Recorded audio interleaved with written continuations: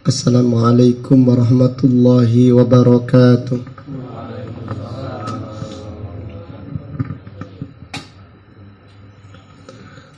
Innal hamdalillah nahmaduhu wa nasta'inuhu wa nastaghfiruh wa na'udzu billahi min syururi anfusina wa min sayyiati a'malina.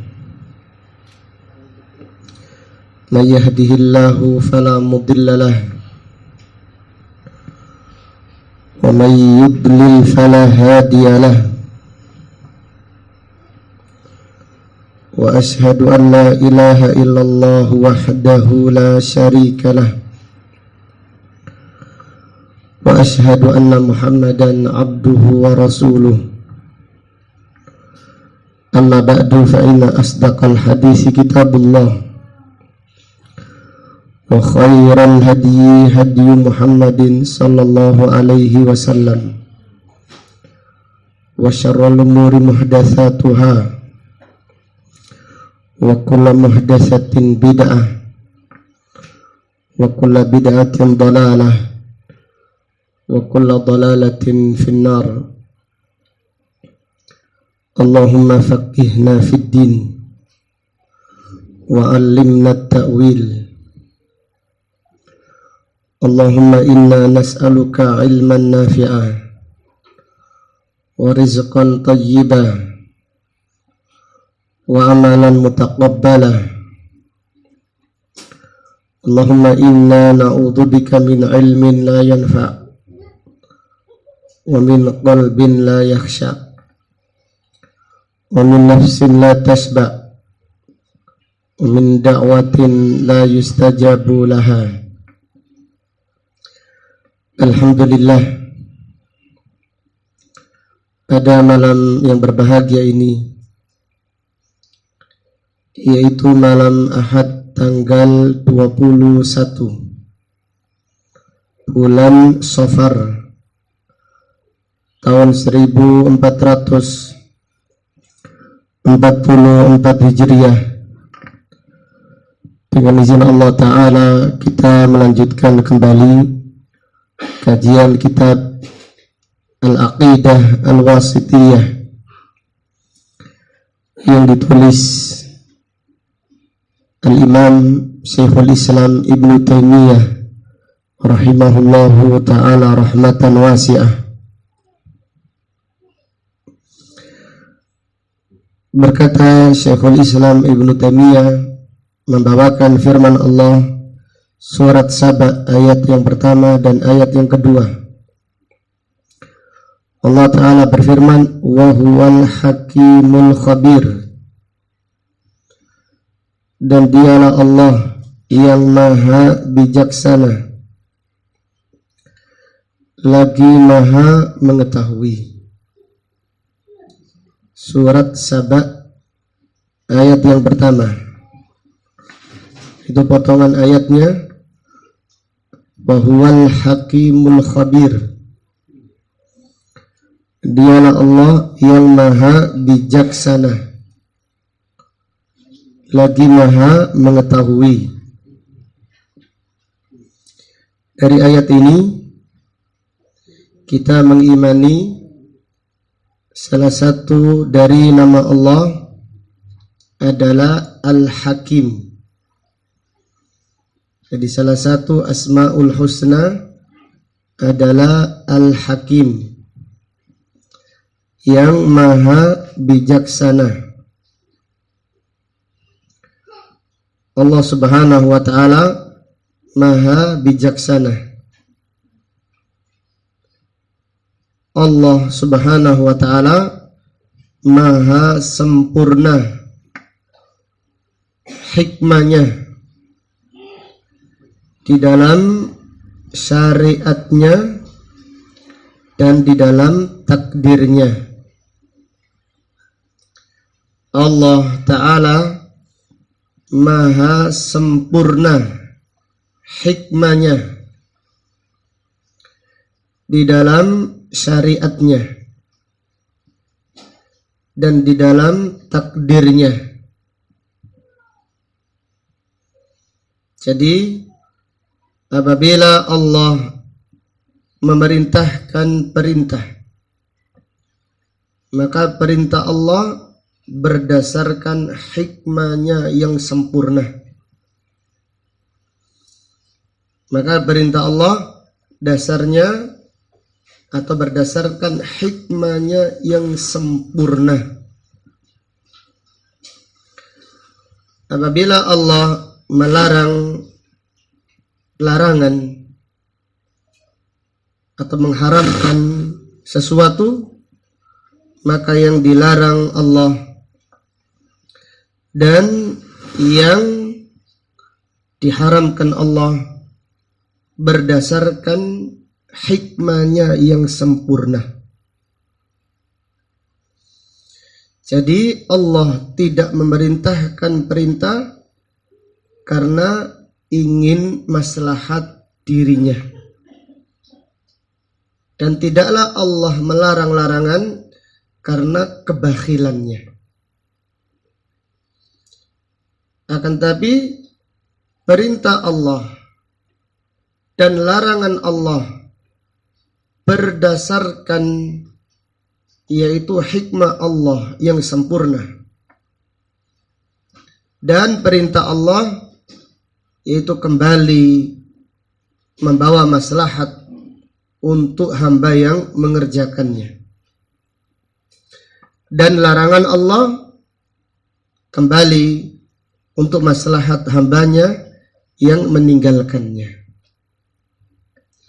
Jadi raja dunia atau pemimpin dunia apabila memerintahkan perintah, maka perintah mereka itu ada faktor maslahat untuk kerajaannya, untuk kekuasaannya. Apabila melarang larangan, yaitu ada faktor maslahat atau karena kebakhilan mereka. Itu perintah dan larangannya apa? Manusia. Tapi perintah Allah tidak demikian. Perintah Allah tidak demikian. Perintah Allah berdasarkan hikmahnya yang sempurna. Wa huwa ahkamul hakimin. Alaihissallahu bi ahkamil hakimin. Bukankah Allah zat yang paling maha bijaksana, yang paling sempurna hikmahnya. Jadi semua perintah Allah adalah mengandung hikmah yang sempurna. Demikian pula larangan Allah berdasarkan hikmahnya yang sempurna. Maka tidaklah Allah melarang, tidaklah Allah memerintahkan sesuatu kecuali itu untuk maslahat hambanya. Dan tidaklah Allah melarang sesuatu kecuali untuk maslahat hambanya. Maka Allah berfirman, wa huwal hakim. Dialah Allah yang maha bijaksana. Dialah Allah yang maha sempurna hikmahnya. Artinya di dalam syariatnya, di dalam perintahnya, di dalam melarangannya. Allah Ta'ala berfirman, wa tammat kalimatu rabbika sidqan wa adla. Dan sempurna kalimat Rabbmu sidqan, jujur dan adil. Jujur di dalam beritanya dan adil di dalam perintahnya dan larangannya. Kemudian Allah Ta'ala berfirman, wa huwal hakim. Dialah Allah yang maha sempurna. Dialah Allah yang maha sempurna kebijaksanaannya dan maha sempurna hikmahnya. Yaitu Allah maha sempurna di dalam syariatnya dan juga takdirnya. Jadi apabila kita memahami makna Allah Al-Hakim, hidup ini terasa begitu indah. yang semua, karena semua yang ditakdirkan Allah kepada kita ini berdasarkan hikmahnya yang sempurna. Apabila kita memahami makna Allah Al-Hakim, yang maha bijaksana, maka hidup seorang hamba akan terasa begitu indah. Karena apa? Karena takdir yang dia rasakan, takdir yang Allah tetapkan untuknya berdasarkan hikmahnya yang sempurna. Jadi kita yakin semua yang kita alami ini ditakdirkan oleh Allah. Apabila kita memahami itu, jadi apa yang kita alami, baik musibah ataupun anugerah, itu berdasarkan hikmah Allah yang sempurna. Apabila demikian, maka kita hidup itu dengan tentram, dengan tumakninah, karena kita ridho dengan takdir Allah yang sempurna hikmahnya. Karena Allah Al-Hakim. Karena Allah Al-Hakim. Allah Subhanahu wa Ta'ala Al-Hakim, yang maha sempurna kebijaksanaannya di dalam takdirnya.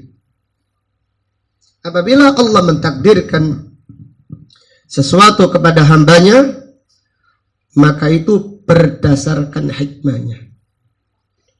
Maka hamba yang tunduk, maka hamba yang taat kepada Allah, dia akan ridho dengan takdir Allah Subhanahu wa Ta'ala. Rasulullah sallallahu alaihi wasallam selalu berdoa, wa as'aluka ridho ba'dal qada.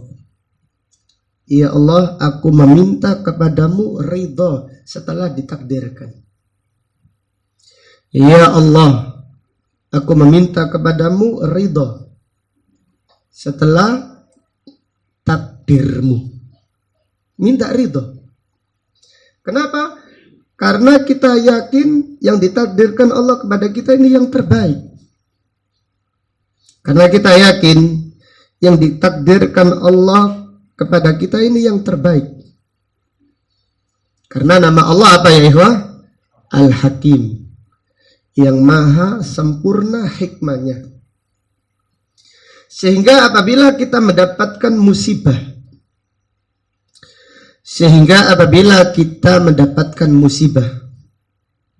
kita ridho dengan takdir Allah.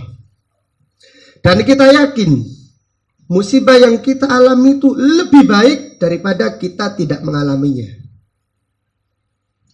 Dan kita yakin bahwasanya musibah yang kita alami itu lebih baik daripada kita tidak mengalaminya. Karena itu konsekuensi ridho dengan takdir Allah. Jadi kalau kita mengatakan nasib, kita mengatakan ya ini ki nasib awak ngene iki. Ya apa kabar rek? Sing ngene iki nasib. Sing ngene iki ya apa maneh? Kudu perang ae kok. BBM ndak terus iki. Perang ae enak. Ya boleh sampean kajine gak mundak. Lah iya. Kudu tak racun bos iki. Tidak ridho dengan takdir Allah. Tapi kalau ridho dengan takdir Allah tidak demikian. Jadi apapun yang dialami terasa indah. Apapun yang dihadapi terasa nikmat. Karena Allah menghendakinya. Karena Allah mentakdirkannya. Karena Allah menghendakinya dan Allah mentakdirkannya, maka kita pun ridho dengan takdirnya. Kalau kita ridho dengan takdir Allah, berarti kita yakin musibah yang kita alami ini lebih baik daripada kita tidak mengalaminya. Sampai seperti itu. Jadi Nabi Yusuf alaihissalam itu dibuang, saudara-saudaranya dibuang kemana? Ke sumur. Itu musibah atau enggak? Musibah. Maka Nabi Yusuf yakin sekiranya dia tidak dibuang ke sumur itu tidak lebih baik daripada musibah yang menimpanya. Karena semua yang terjadi ini dengan hikmah Allah. Maka sungguh beruntung orang yang memahami Asmaul Husna. Sungguh beruntung orang-orang yang memahami Al-Asmaul Husna. Karena kalau dia ingat Al-Hakim, Allah itu maha bijaksana. Artinya Allah maha bijaksana di dalam syariatnya, di dalam perintahnya, di dalam larangannya. Itu maha bijaksana. Perintahnya, larangannya pasti mengandung maslahat untuk hamba yang mentaatinya. Dan Allah maha bijaksana di dalam takdirnya. Dan apabila demikian, seorang hamba yakin semua yang ditakdirkan oleh Allah untuk dirinya itu lebih baik. Sehingga walaupun musibah yang dialaminya, dia meyakini itu lebih baik. Karena itu sudah ditakdirkan oleh Allah. Maka dia minta ridho dengan takdir Allah. Sebagaimana Nabi SAW berdoa, was'aluka ridho ba'dal qadha. Ya Allah, aku meminta keridhaanmu. Aku meminta ridho dengan takdirmu. Orang yang tidak ridho dengan takdir, hidupnya susah. Orang yang tidak ridho dengan takdir, hidupnya susah.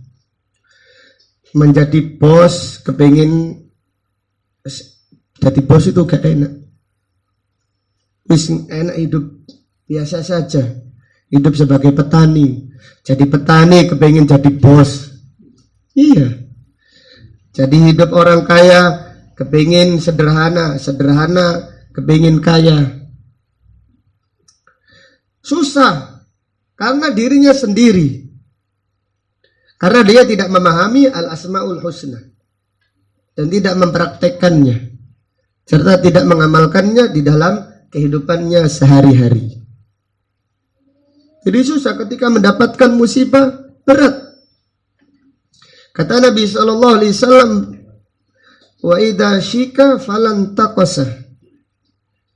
Wa idza syika falan taqasa. Kan kalau apabila kena duri tidak bisa mencabutnya. Ta'isa wan taqasa, celaka dan semakin celaka. Kalau kena duri gak bisa mencabutnya, gak bisa keluar dari musibahnya. Karena apa? Karena tidak ridho dengan takdir Allah. Jadi orang kalau tidak ridho dengan takdir Allah, hidupnya berat. Jepang katanya yaitu negara yang paling canggih. Paling canggih, teknologi. Pesat. Kalau di sini anak kecil main HP. Kalau di sana anak kecil bikin HP. Saking canggihnya. Disiplin. Tertib. Tetapi kalau ada masalah sedikit bunuh diri. Iya. Karena tidak ridho dengan takdir. Tidak memiliki iman dengan takdir. Seorang suami tersinggung kepada istrinya, bunuh diri. Seorang pegawai tersinggung dengan ucapan atasannya, bunuh diri. Bahkan rajanya, kaisar Jepang, kalau tradisi bunuh diri ini angkanya menurun, marah. Marah kaisarnya. Ya apa ini umatku, rakyatku kok bunuh dirinya berkurang ini. Khawatir tradisi ini hilang katanya. Maka wahai rakyat Jepang, pertahankan tradisi yang baik ini. Ini orang ini. Kenapa kok kaisarnya nggak mencontohkan apa? Bunuh diri gitu loh. Seperti itu. Jadi subhanallah, sampai ada jembatan sudah terkenal, jembatan untuk bunuh diri. Hah? Iya, ada jembatan di salah satu tempat, jembatan ini biasa. Orang naik taksi diantar, Pak, tolong antar saya ke jembatan ini. Wes bunuh diri, sapal itu. Sebalik kalau itu, kemudian supir taksinya tanya, kenapa kok bunuh diri? Iya, tadi saya ada masalah dengan istri. Tulis surat. Iya, tulis surat, sampaikan pada istri, saya masih mencintaimu. Iya, ini tolong ya, surat cinta, bahwasanya suamimu masih setia mencintaimu. Sekarang suaminya jatuh dari jembatan, bunuh diri. Subhanallah, mengorbankan segala cara, bunuh diri. Apa yang dibanggakan? Kita disiplin itu penting. Tetapi namanya manusia kadang-kadang khilaf. Tak bisa robot saja ada konsletnya. Robot saja ada konsletnya. Maka manusia pun disiplin, tertib, dan seterusnya. Tapi kalau khilaf, ini berarti musibah. Hendaklah kita ridho dengan yang ditakdirkan oleh Allah.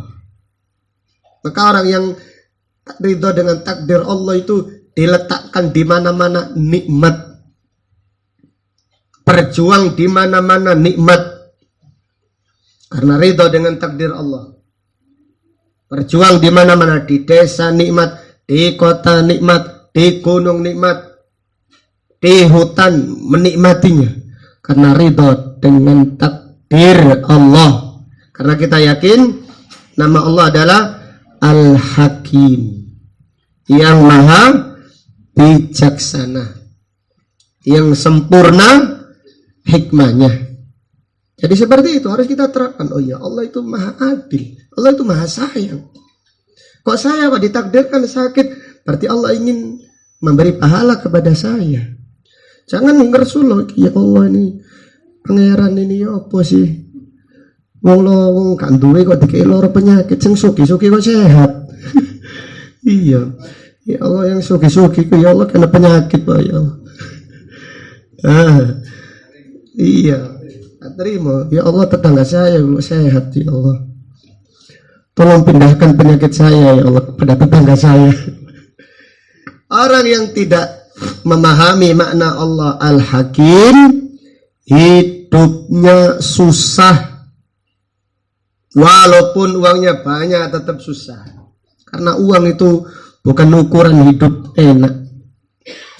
Ukuran hidup enak itu faham al-asma'ul husna. Tetapi bukan sekedar paham, tapi diterapkan di dalam kehidupannya. Oh, Allah Al-Hakim. Yakin. Demikian. Kemudian lanjutan ayat, Allah berfirman Al-Khabir. Dialah Allah yang maha mengetahui. Ayat yang kedua, surat Saba. Ya'lamu ma yaliju fil ardi. Allah mengetahui semua yang masuk ke dalam bumi. Wa yakhruju minha. Dan Allah maha mengetahui semua yang keluar darinya. Wa ma yanzilu minas sama'. Dan Allah maha mengetahui semua yang turun dari langit. Wa ma ya'ruju fiha. Dan Allah maha mengetahui semua yang naik ke langit, yang turun ke bumi, yang masuk ke dalam bumi. Seperti contohnya air hujan, atau masuknya malaikat ke bumi. Allah maha mengetahui semuanya. Atau takdir Allah yang diturunkan kepada penduduk bumi. Allah maha mengetahui semuanya. Dan yang keluar dari bumi, itu nyawa seseorang, cabut oleh Allah, diangkat, Allah maha mengetahuinya. Allah maha mengetahuinya. Dan apa yang turun dari langit, rizki turun, takdir turun. Wa ma ya'ruju fiha. Dan yang naik ke langit, amal hamba, itu amal yang diterima oleh Allah itu naik ke langit. Amal seorang hamba yang diterima oleh Allah itu naik ke langit, diterima oleh Allah Subhanahu wa ta'ala. Allah Maha mengetahui semuanya. Doa naik ke langit. Berapa banyak orang yang berdoa? Berapa banyak orang yang berdoa? Berapa banyak makhluk yang berdoa? Tidak ada satupun bahasa yang luput dari Allah. Tidak ada satupun doa yang lewat tidak didengarkan Allah. Allah Maha mengetahui semuanya. Ini menunjukkan sempurnanya ilmu Allah Subhanahu wa ta'ala. Kemudian ayat yang kedua yang dibawakan oleh ayat berikutnya, yang dibawakan oleh penulis rahimahullah, surat Al-An'am ayat 59.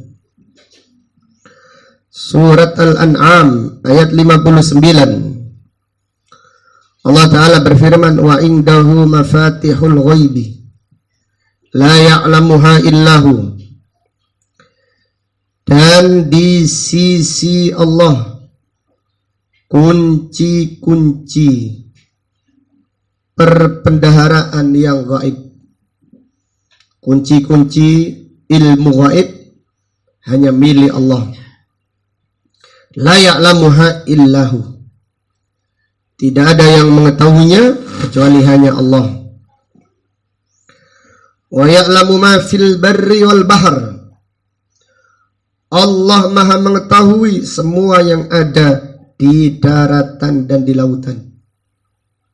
Semua yang terjadi di daratan diketahui oleh Allah. Semua yang terjadi di lautan diketahui oleh Allah secara global dan secara terperinci. Wa ma tasqutu min waraqatin illa ya'lamuha. Tidak ada satupun daun yang jatuh kecuali Allah mengetahuinya. Jadi lihatlah berapa banyak jumlahnya pohon di muka bumi ini. Tidak ada satupun daun yang jatuh kecuali diketahui Allah. Wala habbatin. Tidak pula satu biji pun yang jatuh dari pohonnya atau dari dahannya kecuali diketahui Allah. Fi dhulumatil ard, di waktu yang gelap, di malam hari, di hutan yang sangat gelap gulita. Wala ratbin wala yabisin, yang jatuh itu basah atau kering. Illa fi kitabin mubin, kecuali dicatat oleh Allah di kitab yang jelas, yang nyata, yaitu di Lauhil Mahfuz. Ini menunjukkan sempurnanya ilmu Allah. Jadi tidak ada debu pindah dari satu tempat ke tempat yang lain kecuali diketahui oleh Allah. Dan sudah dicatat oleh Allah Subhanahu wa ta'ala kejadiannya. Jadi debu pindah jam berapa, hari apa, dari mana ke mana, semua dicatat oleh Allah dengan rapi di Lauhil Mahfuz. Ini menunjukkan luasnya dan ini menunjukkan sempurnanya ilmu Allah Ta'ala. Kemudian ayat berikutnya, surat Fatir ayat 11. Surat Fatir ayat 11. Allah Ta'ala berfirman, wa ma tahmilu min unsa wa la tada'u illa bi ilmi. Dan tidaklah seorang wanita mengandung atau melahirkan kecuali dengan ilmu Allah. Artinya Allah Maha mengetahui kandungan yang dikandung seorang ibu. Allah Maha mengetahui jenis kelaminnya. Allah Maha mengetahui takdirnya. berapa rizkinya, berapa umurnya, itu belum diketahui oleh ilmunya manusia. Ilmu manusia hanya sebatas mengetahui jenis apa? Kelamin. Itu pun masih prediksi. Karena setelah dicek katanya perempuan, ternyata apa? Laki-laki. Iya. Apa namanya? USG ya? 3 dimensi katanya. USG 3? Hah? Ada yang 3 dimensi. Iya. Bagaimana kalau ada yang mengatakan ini kan sudah diketahui manusia? Kita mengatakan yang pertama, ilmu manusia dasarnya adalah perkiraan. Ilmu manusia dasarnya itu prediksi dan perkiraan. Kemudian yang diketahui dari janin itu bukan hanya kelaminnya saja. Yang diketahui oleh Allah dari janin itu bukan hanya kelaminnya saja. Umurnya berapa? Ada enggak USG yang bisa memprediksi? Oh, ini anak nanti umurnya 90 tahun. Enggak ada. Rezekinya berapa? Meninggalnya di mana? Hidupnya di mana nanti? Dia menjadi penghuni neraka atau penghuni surga? Enggak ada yang tahu. Maka Allah berfirman, wa ma tahmilu min unta. Tidaklah seorang wanita yang melahirkan. Tidaklah seorang wanita mengandung atau melahirkan kecuali dengan ilmu Allah. Artinya Allah Maha mengetahui dengan secara detail dan terperinci. Ini menunjukkan sempurnanya dan luasnya ilmu Allah Subhanahu wa ta'ala. Kemudian ayat berikutnya yang dibawakan penulis untuk menjelaskan luasnya dan sempurnanya ilmu Allah. Surat At-Talaq ayat 12. Surat At-Talaq ayat 12. Allah Ta'ala berfirman, lita'lamu annallaha ala kulli syai'in qadir wa annallaha qad ahata bi kulli syai'in ilma. Allah Ta'ala berfirman, lita'lamu, supaya kalian mengetahui bahwasannya Allah Maha berkuasa atas segala sesuatu, dan bahwasannya ilmu Allah meliputi segala sesuatu. Allah Ta'ala berfirman, lita'lamu, supaya kalian mengetahui bahwasannya Allah Maha berkuasa atas segala sesuatu, dan bahwasannya Allah Maha meliputi, bahwasannya Allah ilmunya meliputi segala sesuatu. 3 ayat yang mulia ini dibawakan oleh penulis untuk menjelaskan ilmu Allah yang sempurna. Maka dari ayat-ayat ini terdapat beberapa pelajaran dan faedah yang bisa diambil. Yang pertama,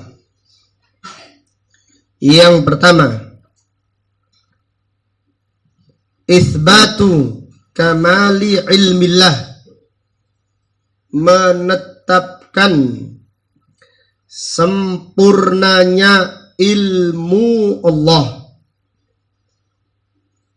Pelajaran yang pertama dari 3 ayat yang telah dibacakan, menetapkan sempurnanya ilmu Allah. Jadi Allah Subhanahu wa ta'ala maha luas ilmunya dan maha sempurna ilmunya. Kemudian yang kedua, Yang kedua, ilmu Allah tidak diawali dengan kebodohan dan tidak diakhiri dengan lupa. Yang kedua, ilmu Allah tidak diawali dengan kebodohan atau dengan tidak ketahuan. Dan tidak diakhiri dengan apa? Lupa atau pikun. Artinya apa? Ilmu Allah itu sempurna. Allah itu tidak pernah tidak tahu kemudian baru tahu. Allah itu tidak pernah tidak tahu kemudian setelah itu terjadi sesuatu baru tahu.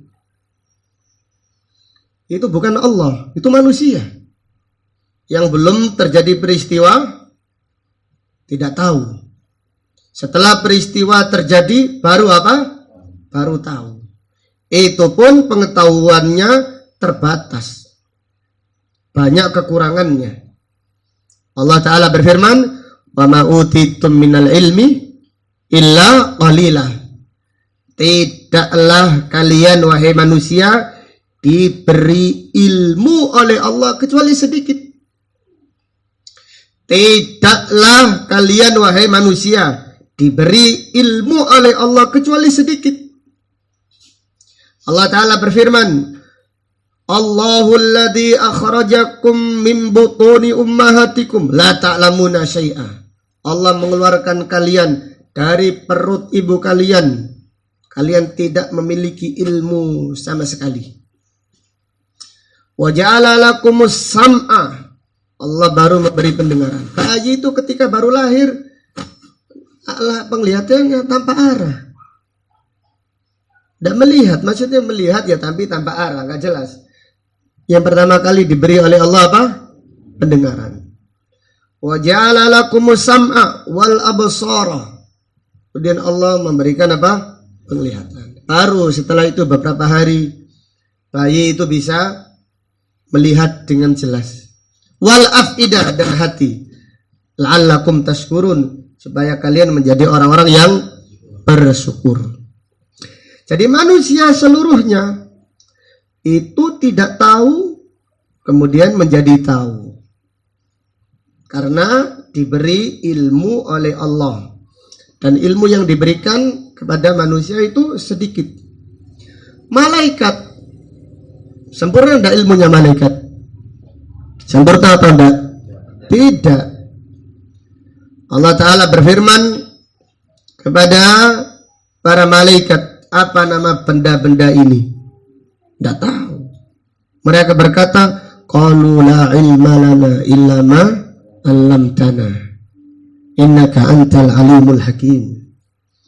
Kami tidak memiliki ilmu kecuali ilmu yang kau ajarkan kepada kami. Dan sesungguhnya engkaulah yang maha sempurna ilmunya, lagi maha bijaksana. Jadi ilmu Allah itu tidak diawali dengan kebodohan.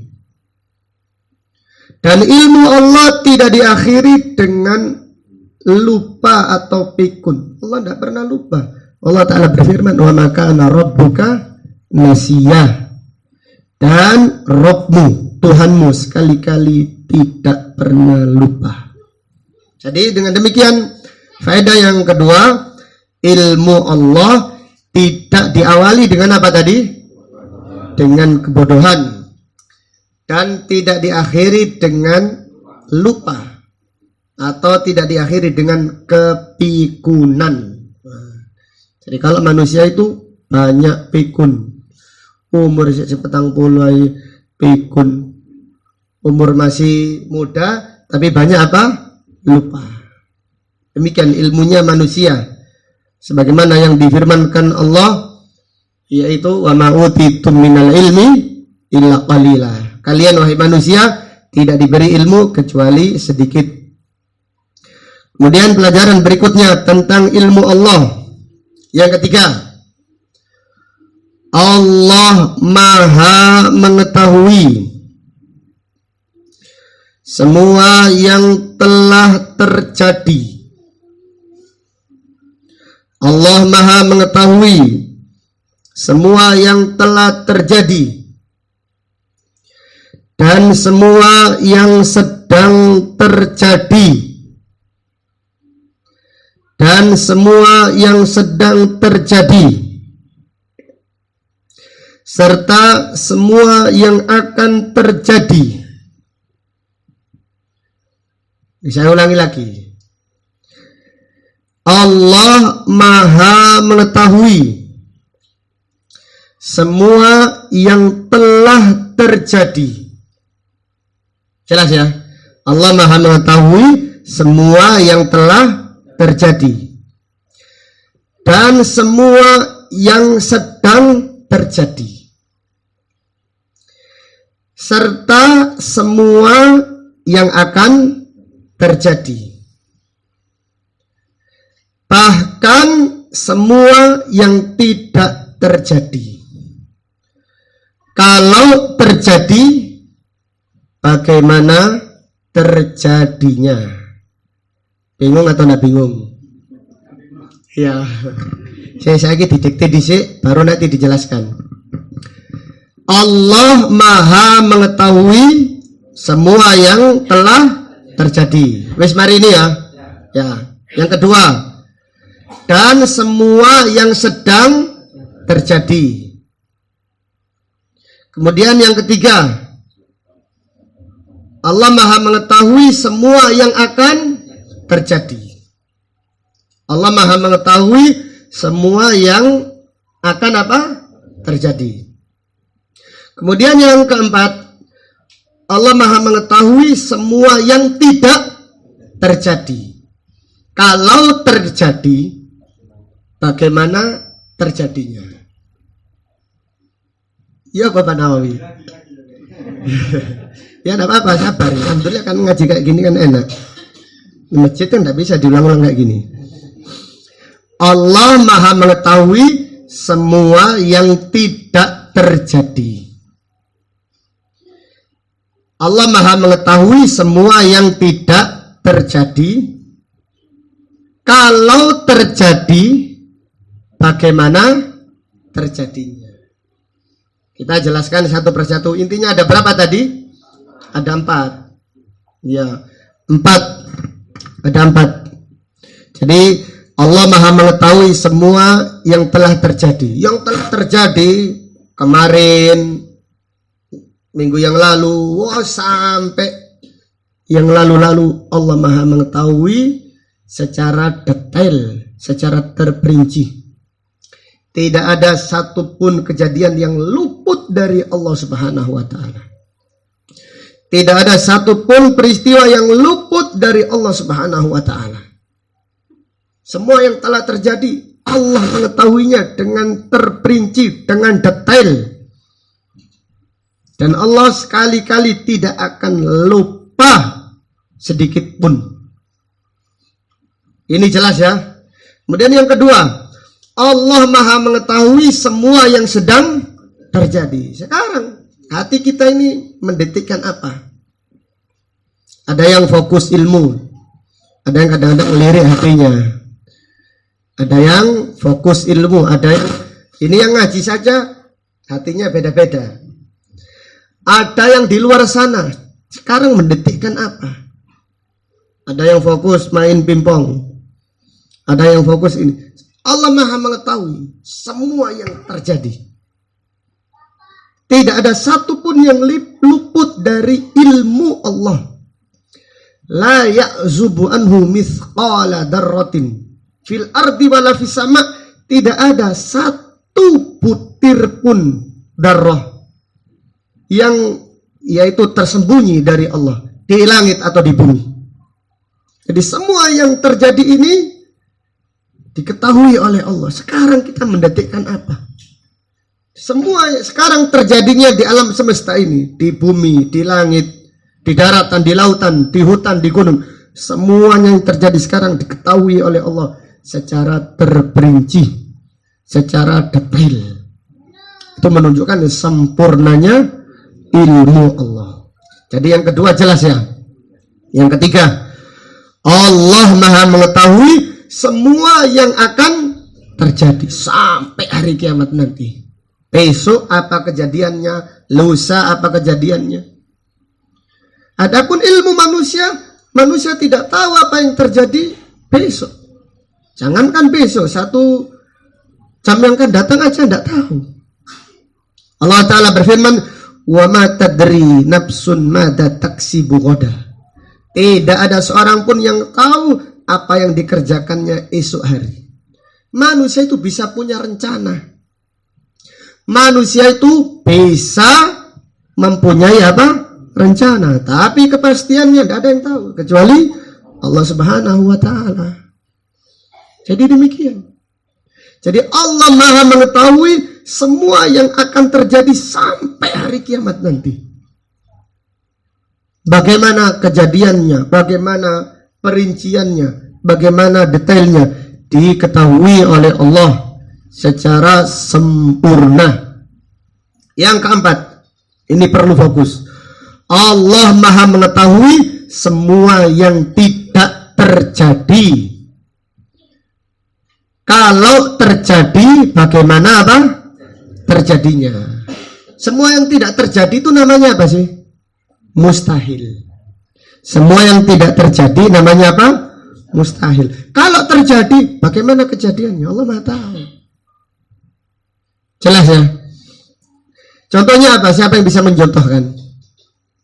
Sesuatu yang mustahil, tetapi dicontohkan kalau terjadi bagaimana kejadiannya, Allah Maha mengetahui. Contohnya apa? Iya. Orang kafir yang ada di neraka minta hidup lagi. Jadi ada orang di neraka jaluk urip maneh.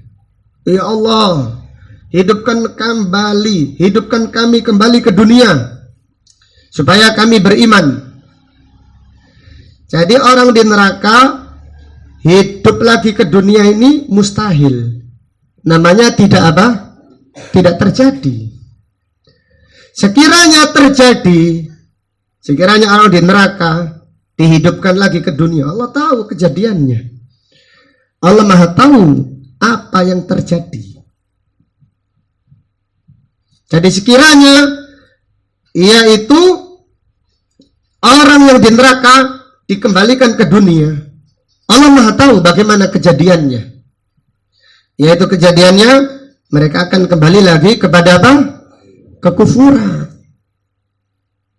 Allah Ta'ala berfirman di dalam Al-Quran, walau tara itwuqifu 'alan nar, sekiranya kalian melihat, sekiranya kamu melihat tatkala orang-orang kafir diberhentikan di neraka, mereka disiksa. Faqalu ya laitana nuraddu, mereka berkata, wahai sekiranya kami dikembalikan ke dunia. Wahai sekiranya kami dikembalikan lagi ke dunia. Wala nukadziba bi ayati rabbina, kami tidak akan mendustakan ayat-ayat Tuhan kami. Kami tidak akan mendustakan ayat-ayat Tuhan kami. Wa nakuna minal mu'minin, dan kami akan menjadi orang-orang yang beriman. Jadi orang-orang yang ada di neraka minta hidup lagi apa? Ke dunia. Dan ini mustahil, tidak mungkin terjadi. Sekiranya terjadi, Allah berfirman, bal badalahum ma kanu yukhfuna min qabl. Sekiranya terjadi akan nampak bagi mereka apa yang mereka sembunyikan sebelumnya. Walau ruddu, sekiranya mereka dikembalikan ke dunia, la'adu limanuhu anhu, mereka akan kembali melakukan yang dilarang untuk mereka. Mereka balik kufur lagi, balik musyrik lagi, balik munafik lagi. Wa innahum lakadzibun, mereka itu pendusta. Contoh lagi, yang mustahil. Orang pada zaman ini diberi umur 1000 tahun. Mustahil atau tidak mustahil? Terjadi atau tidak terjadi? Kira-kira terjadi tidak orang di zaman ini dikasih umur 1000 tahun? Tidak mungkin. Ini mustahil. Allah Ta'ala berfirman tentang orang-orang Yahudi. Yawaddu ahaduhum. Mereka berharap. Lau yu'ammaru alfasanah. Sekiranya diberi umur 1000 tahun. Wa ma huwa bimuzahzihi minal adab. Tetapi umur 1000 tahun tidak mereka usahakan untuk menyelamatkan diri dari siksa Allah. 1000 tahun, maka orang kafir itu disiksa. Orang kafir itu disiksa Allah selama-lamanya. Walaupun di dunia umurnya cuma 100 tahun. Karena apa? Karena mereka tuh niat kufur selama-lamanya. Jadi sekiranya mereka dikasih umur 1000 tahun, tetap kufur. Sekiranya mereka dikasih umur 1 triliun tahun, ya tetap kufur. Karena Allah itu maha tahu semua yang mustahil. Orang kafir dikasih umur 1000 tahun pada umat ini mustahil. Orang kafir pada umat ini dikasih umur 1 juta tahun, itu mustahil. Tapi kalau sekiranya mereka diberi umur seperti itu, mereka tetap kufur. Mereka tetap pada keyakinan syiriknya. Dan Allah itu maha tahu. Allah itu maha tahu semua yang terjadi. Allah maha tahu semua yang sedang terjadi. Allah maha tahu semua yang akan terjadi. Allah maha tahu semua yang tidak terjadi. Jika terjadi, bagaimana terjadiannya? Itu menunjukkan sempurnanya apa? Ilmu Allah Subhanahu wa ta'ala. Jadi ada 3. Jadi faedah yang pertama apa? Menetapkan sempurnanya ilmu Allah. Yang kedua, ilmu Allah tidak diawali dengan kebodohan, tidak diakhiri dengan kepikunan atau lupa. Yang ketiga, yaitu sudah dijelaskan. Sekarang yang keempat. Yang keempat, tidak ada yang mengetahui ilmu gaib. Tidak ada yang mengetahui ilmu gaib kecuali hanya Allah. Tidak ada yang mengetahui ilmu gaib kecuali hanya Allah. Maka pada ayat ini Allah berfirman, wa indahu mafatihul ghaib la ya'lamuha illahu. Dan hanya di sisi Allah kunci-kunci ilmu gaib. Dan hanya di sisi Allah kunci-kunci ilmu gaib. Tidak ada yang mengetahuinya kecuali hanya Allah. Kita meyakini ilmu Allah sempurna, iya. Kita meyakini bahwasannya yang mengetahui ilmu gaib hanya Allah Subhanahu wa ta'ala. Para nabi dan para rasul tidak mengetahui ilmu gaib. Nabi Sulaiman itu nggak tahu hudhud kemana. Nabi Sulaiman berkata, Mali la aral hudhuda. Kenapa aku tidak melihat burung hudhud? Nandi hudhud iki. Tidak tahu Nabi Sulaiman. Hudhud datang. Ahadtu bima lam tuhid bi. Aku mengetahui berita yang tidak kamu ketahui. Padahal Nabi Sulaiman itu adalah seorang nabi yang paling yaitu besar kekuasaannya. Kekuasaannya timur dan barat. Kekuasaannya yaitu menguasai manusia, jin, bahkan binatang. Bisa mengetahui bahasanya semut. Itu pun tidak mengetahui ilmu gaib. Itu pun tidak mengetahui ilmu gaib. Itu Nabi Sulaiman. Nabi Muhammad SAW di dalam hadis banyak sekali. Beliau tidak mengetahui ilmu gaib. Nabi Ibrahim alaihissalam ketika datang tamu langsung disuguhi makanan. Ternyata tamunya tidak mau makan. Karena tamunya siapa? Malaikat. Malaikat itu tidak makan. Malaikat itu tidak makan, tidak minum, tidak menikah, tidak turun-temurun. Sampai Nabi Ibrahim ini takut. Kok tidak dimakan, ini tak sugui, kok dijarno hai. Nah, ternyata yang datang malaikat Jibril. Jadi Nabi Ibrahim tidak mengetahui apa? Ilmu gaib. Para malaikat tidak tahu ilmu gaib. Malaikat juga tidak mengetahui apa? Ilmu gaib. Malaikat yang ditugaskan menulis takdir hambanya. Takdir hamba Allah yang ketika janin berusia 4 bulan. Malaikat bertanya, ya Allah, ini jenis kelaminnya apa? Allah berfirman, perempuan, takdir perempuan. Ya Allah, rezekinya seperti apa? Ajalnya berapa? Malaikat tanya. Jadi malaikat pun tidak mengetahui apa? Ilmu gaib. Ini menunjukkan pelajaran bahwasannya tidak ada yang mengetahui ilmu gaib kecuali siapa? Allah Subhanahu wa ta'ala. Demikian. Para nabi dan para rasul diberitahu Allah ilmu gaib, tapi sedikit saja. Para nabi dan para rasul diberi oleh Allah ilmu gaib, tapi gaib sebagian kecil, bukan gaib mutlak. Jelas ya? Allah Ta'ala berfirman, alimul ghaibi fala yudhiru ala ghaibihi ahada. Allah yang mengetahui ilmu gaib, dan ilmu tidak Allah beritahukan kepada siapapun juga, illa manir tadomir rasul, kecuali siapa yang diridhoi oleh Allah dari para rasul, baik rasul manusia ataupun rasul malaikat.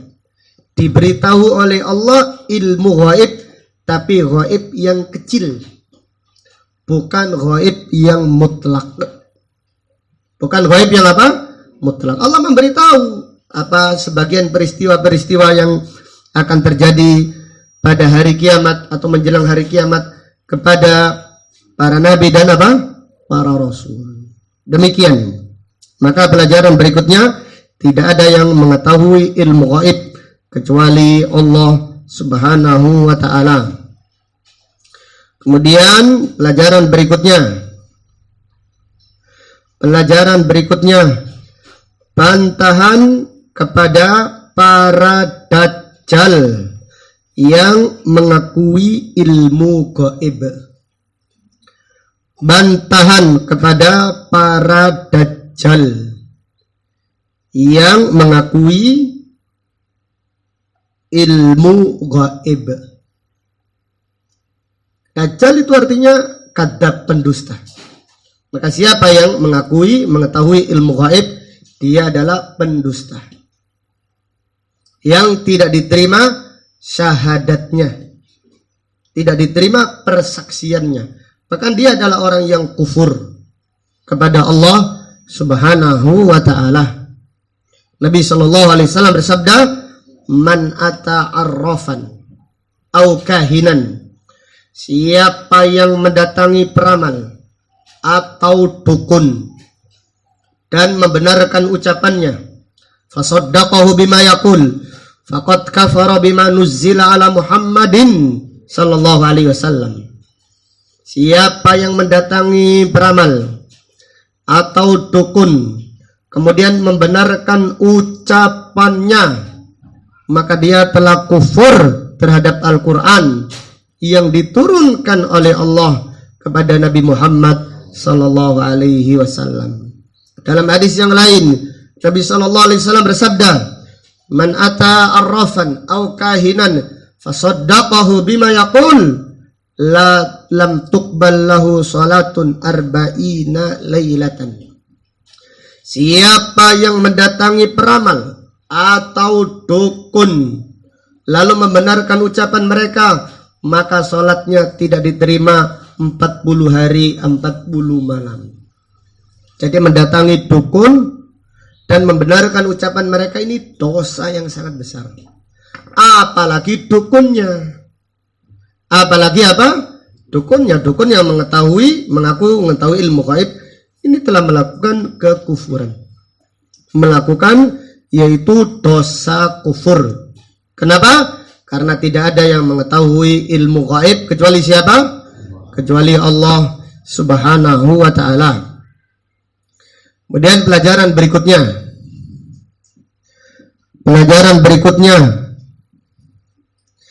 Al-asma'ul husna min burhanut tauhid. Al-asma'ul husna, nama-nama Allah yang sempurna. Nama-nama Allah yang sempurna adalah bukti tauhid. Nama-nama Allah yang sempurna adalah bukti tauhid. Jadi hanya Allah yang berhak diibadahi. Tauhid artinya hanya Allah yang berhak disembah. Hanya Allah yang berhak diibadahi. Mana buktinya? Salah satu buktinya adalah Asmaul Husna. Salah satu buktinya adalah Al-Alim, yang maha apa? Yang maha mengetahui. Siapa yang ilmunya sempurna? Siapa yang ilmunya tidak diawali dengan kebodohan, tidak diakhiri dengan kepikunan. Siapa ilmunya mengetahui semua yang telah terjadi, semua yang sedang terjadi, semua yang akan terjadi, semua yang tidak terjadi. Jika terjadi, bagaimana terjadinya? Dialah yang berhak disembah. Dialah semata yang berhak disembah.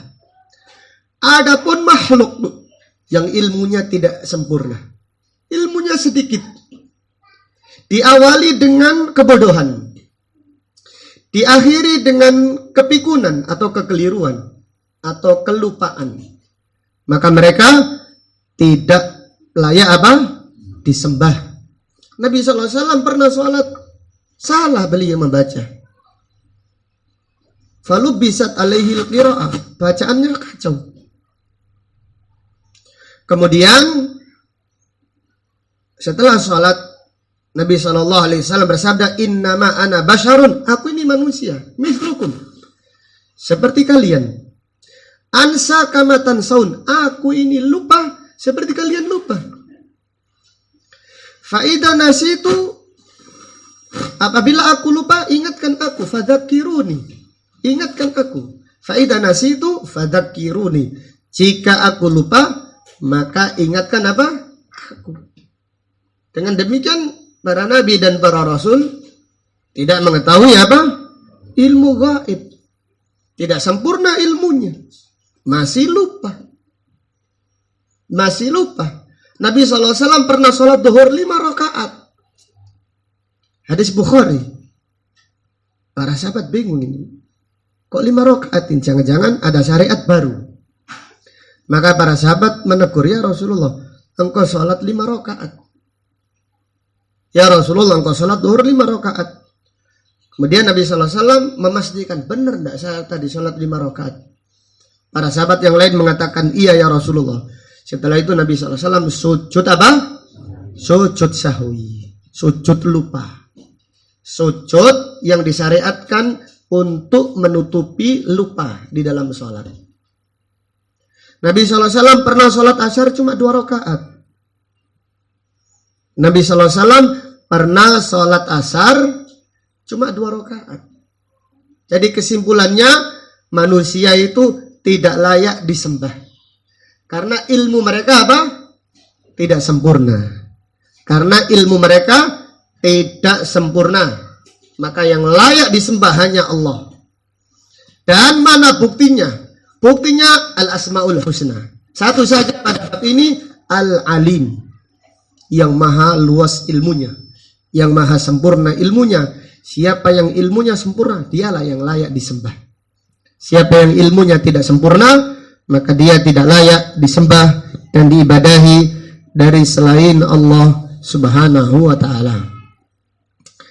Kemudian pelajaran berikutnya. ahamiyatu muraqabatillah, pentingnya selalu merasa diawasi Allah. Pentingnya selalu merasa diawasi Allah. Allahu Akbar. Ini pentingnya mempelajari Asmaul Husna.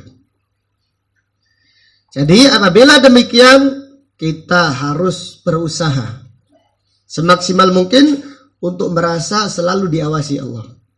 Jadi orang atau kalau merasa selalu diawasi Allah, amalnya akan ikhlas karena Allah, tidak akan pamrih dia. Karena orang yang pamrih itu capek. Seperti pengajian, sebagian majelis taklim, bagaimana caranya ngaji yang viral.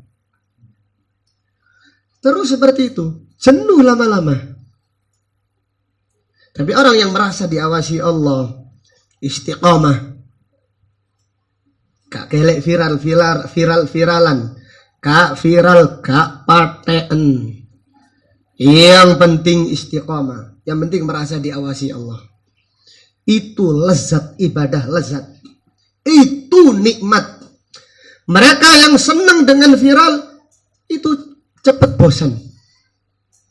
Kok gak viral, kok wis jenuh ya ngelek viral yang lain.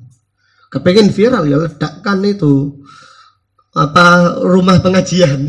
Oh viral langsung. Rumah pengajian meledak atau yang lain. Subhanallah. Ini kurang merasa diawasi Allah. Maksiat. Kenapa orang itu di saat sendiri melihat film porno? Kalau di luar kelihatan ketokane, masya Allah nyantri. Ketokane syekh. Kelihatannya masya Allah.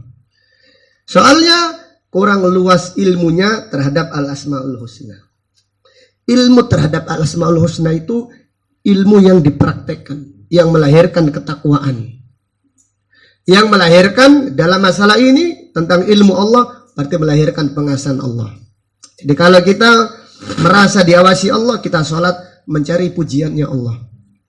Kita berusaha khusyuk, tidak mencari pujiannya manusia, tapi mencari pujiannya Allah. Karena Allah mengawasi kita. Kita itu senang diperhatikan Allah. Allah akan mencintai. Allah apabila mencintai seorang hamba, hamba tersebut wudi'allahul qabul. Allah akan mencatat, dia akan diterima. Dakwanya akan diterima, cepat atau lambat. Tapi diuji, sabar. Gak sedikit-sedikit ya apa viral ini. Ngaji, ya, Kidawa Setia ini cepet no ya Ustaz, ojo suwi-suwi. Dan ganti kitab yang apa? Yang lain. Seperti itu. Apalagi ngaji ngarep dewe ngantuk-ngantuk bisa. Pokoknya harus siap kena singgung. Maka ini pentingnya ahamiyatu muraqabatillah, pentingnya merasa diawasi Allah. Jadi kalau kita hidup ini merasa diawasi Allah, wah, melakukan ketaatan begitu indah. Karena kita caper kepada zat yang maha sempurna itu terpuji. Yang tercela adalah caper kepada manusia, caper kepada orang yang kita cintai, atau caper kepada orang yang kita kagumi. Ini manusia. Tapi kalau caper kepada Allah, minta perhatian Allah, minta pujiannya Allah, minta pahala di sisi Allah, itu mulia. Jadi capek pun terasa nikmat, lelah terasa lezat. Capek terasa nikmat, lelah terasa lezat. Di saat yaitu orang-orang bingung bagaimana viral, dia tetap nikmatinya. Walaupun umatnya cuma 2 saja.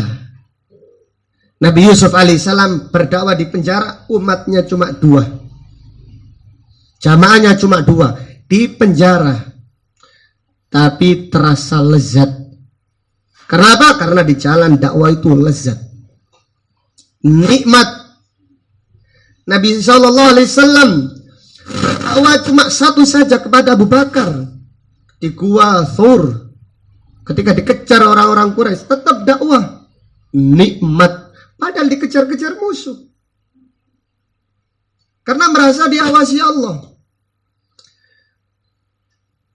Ta'ala berfirman, "Idqala li sahibihi la tahzan innallaha ma'ana." Abu Bakar ini khawatir. Tapi bukan khawatir kepada dirinya, khawatir kepada Nabi sallallahu alaihi wasallam akan ditangkap oleh Quraisy, akan dibunuh. Nabi sallallahu alaihi wasallam berkata, "La tahzan innallaha ma'ana." Jangan sedih, Allah bersama kita. Karena merasa diawasi Allah. Jadi tidak sedih. Nabi SAW berkata kepada Abu Bakar, "Ya Abu Bakar, ma dhannuka bithnain? Allahu thalithuhuma." Wahai Abu Bakar, bagaimana pendapatmu dua orang, tetapi Allah yang ketiganya? Apakah kamu khawatir? Hilang kekhawatiran. Karena merasa diawasi Allah. Merasa diawasi oleh Allah itu melahirkan ketenangan, melahirkan tumakninah, melahirkan rasa takut, melahirkan ketakwaan, melahirkan keikhlasan, melahirkan kejujuran. Orang tidak mencuri bukan karena CCTV. Pengen titrek tapi murup terus. Pengen titrek tapi murup terus. Utak kepro ay CCTV gitu. Tetapi bukan karena itu, tapi yang di atas. Melahirkan keikhlasan, melahirkan ketakwaan, melahirkan kesabaran. Dan banyak sekali faedah-faedahnya. Melahirkan ibadah dengan begitu indah. Nabi SAW bersabda tentang al-ihsan, an ta'budallaha ka'annaka tarahu. Engkau beribadah seakan-akan melihat Allah. Fa ilam takun tarahu, jika kamu tidak mampu, fa innahu yaraka, maka yakinlah Allah melihatmu. Takutlah kepada Allah. Carilah perhatian Allah. Wallahu ta'ala a'lam. Jadi faedahnya sangat banyak sekali kalau kita meneliti itu bagaimana itu faedah-faedah tentang ilmu Allah, tentang al-asmaul husna, atau tentang pada bab ini tentang luasnya ilmu Allah subhanahu wa ta'ala. Tapi jamnya sudah lewat, kita cukupkan demikian. Insyaallah akan kita lanjutkan pada kajian yang akan datang. Wallahu ta'ala a'lam. Ada pertanyaan silahkan. Monggo kalau ada pertanyaan kita persilahkan.